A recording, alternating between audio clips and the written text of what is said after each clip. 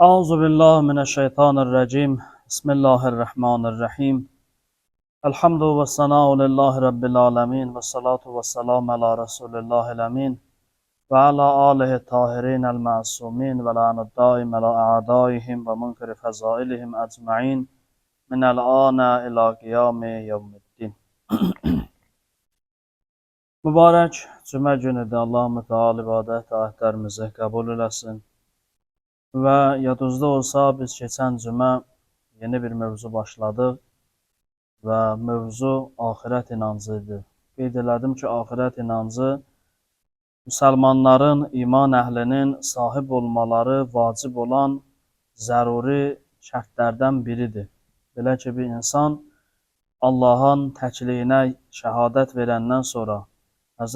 Muhammedin sonuncu peyğəmbər olaraq peyğəmbərliyin iqrar eləyəndən sonra axirət aləminə də onun inancı olmalıdır və axirətdə əməllərinin yaxşı və ya pis qarşılığını alacağına yəqini olmalıdır. Amma qeyd elədim ki, əvvəldə zəruri olan məsələlərdən biri də budur ki, biz gərək axirət aləminə baxışımızı düzəldək, gərək baxış bucağımız düzgün olsun. Əgər insanın axirət aləminə baxışı düzgün olmazsa, o zaman o inanc insana fayda verməyəcək. Bəzən zərərli olacaq. Necə bu günləri bizim əksəriyyətin axirət inancı düzgün baxışla baxılmır deyə insanları narahat eləyən, insanları qəmləndirən, kədərləndirən bir uğursuzluq kimi başa düşülür, bu yanlış baxışın nəticəsindədir.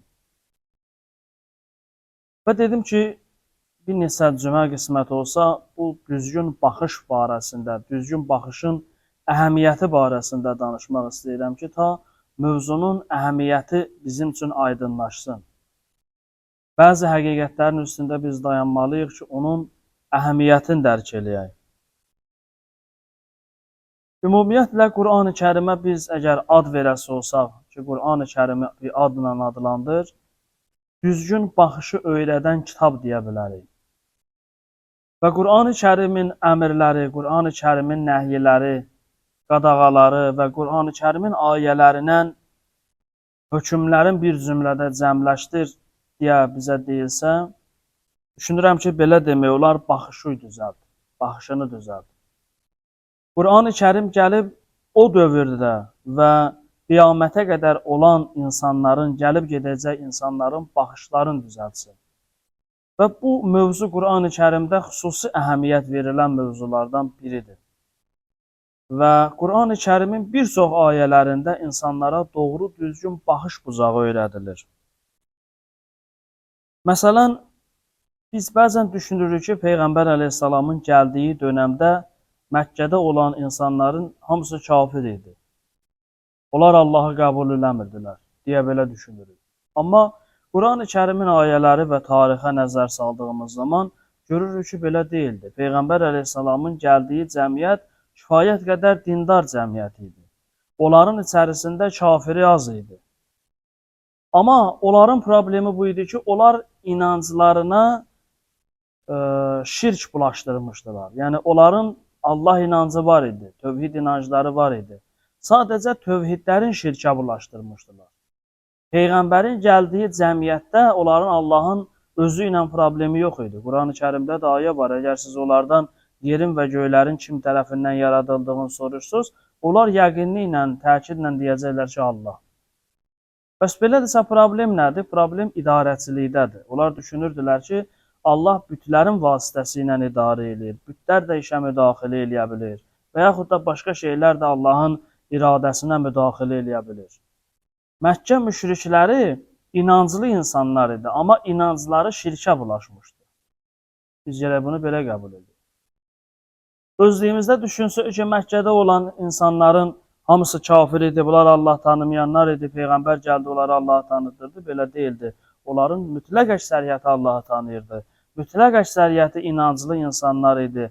Sadəcə inancların şirkə bulaşdırmışdılar.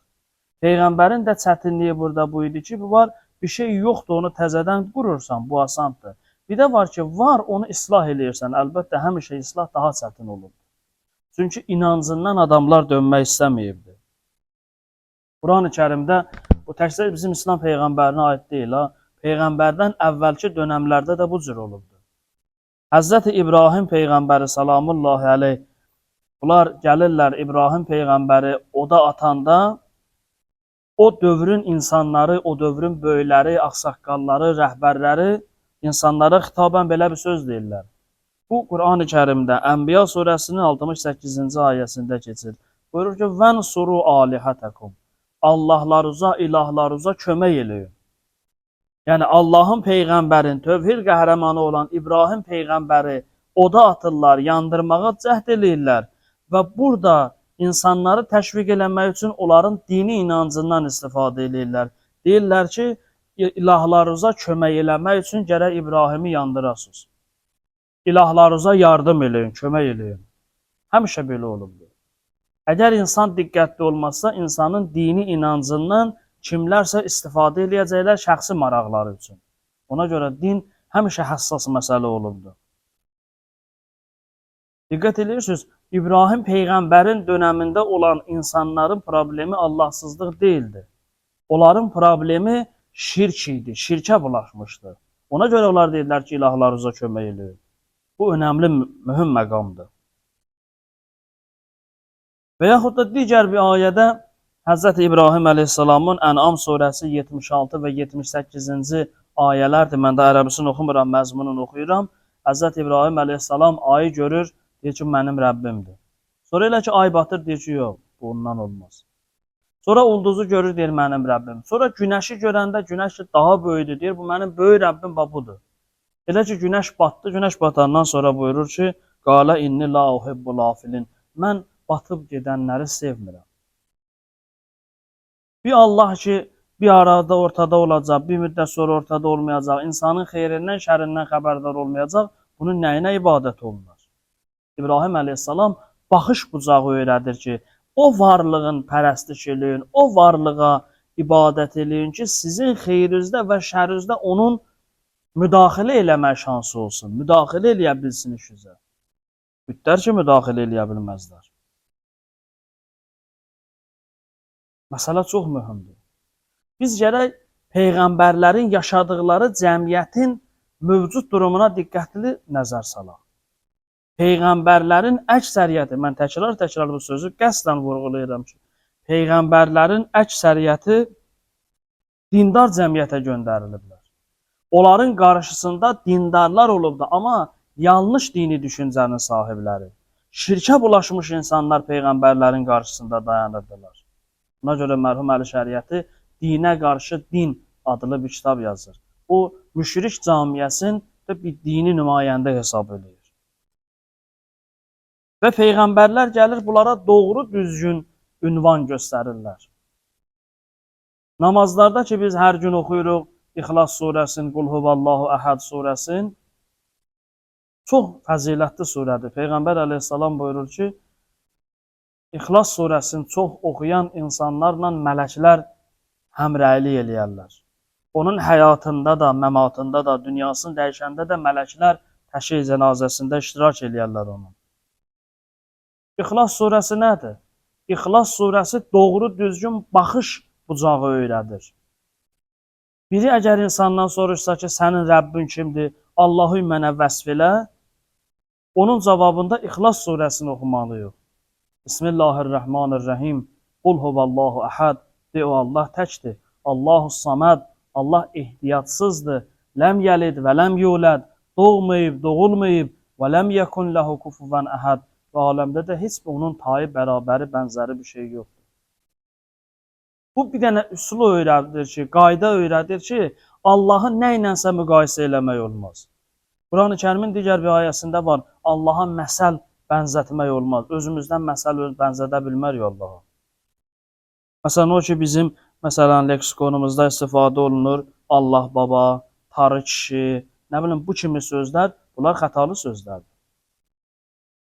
Allahın özünə nisbət vermədiyi, istənilən sifətə Allaha nisbət vermək olmaz. Şərən bunun bizə icazəmiz yox. Allahı vəsf eləyəndə Qurani Kərimdə bizə baxış bucağı öyrədir ki, bu Allah vəsfə gələn və gəlməyən hər nədən fərqlidir, münezzəhdir. İnsanın idraşının fövqündədir bu. Buna görə bunu bütünlə müqayisə eləyəsən, insanla müqayisə eləyəsən, insan onun işlərində müdaxilə eləyəsən, nə bilim, İsa'nı deyəsən Allahın oğludur, kimi deyəsən Üzeyri deyəsən Allahın oğludur, kimi nə idi? Yəni bunların bir şəri əhəmiyyəti yoxdur. Bunu deyən insanların tövhid düşüncəsində problemləri var. Yaxud digər bir nümunə. Bəzən insanların mövzumuz axirətdir. Sadəcə mən bu mövzunun əhəmiyyəti üçün istəyirəm Qurani Kərimdən ayələrə müxtəlif səpkilərdə toxunuram ki, nə qədər Qurani Kərim bu mövzuya əhəmiyyət verirdi. Axirətdə bəzən bizim düşüncəmiz belə olur ki, bir insan hansısa bir irqə, qövmə, millətə mənsubdursa, orada onun dərdinə dəyəcək. Amma Qurani Kərim bunu qəbul eləmir. Bu məntiq yanlış məntiqdir. Səhv baxışın nəticəsidir bu. Bir adamın ata-babasının hörmətinə görə pis əməllərindən, cinayətlərinə göz yummayacaqlar. Və yaxud da bir övladı ata-anasının günahlarına görə cəzalandırmayacaqlar. Hər kəs öz əməlinin cəzasını və yaxud da mükafatını alacaq. Bəzən düşünürük ki, bir adam hər hansısa bir soydandırsa, deməli, o hər şey eləyə bilər. İmam Rıza əleyhissalamın qardaşlarının barəsində deyirlər, qardaşlarının birinin barəsində deyir ki, bu o qədər də şəriət hökmlərinə əhəmiyyət verməzdi.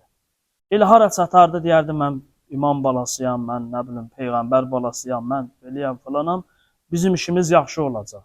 Bir gün İmam Rıza əleyhissalam rastlaşır onun o söhbəti ilə ki, mənim atam Musa ibn Cəfərdir, onun atası Maham Cəfər Sadiqdir, biz peyğəmbərin nəslindənik, beləyək, filanıq, özün tərifləyir, ata-babası ilə istəyir özünə bəraət qazandırsın. İmam Rıza əleyhissalam buyurur ki, dayan, sənin Qurandan xəbərin yoxdur.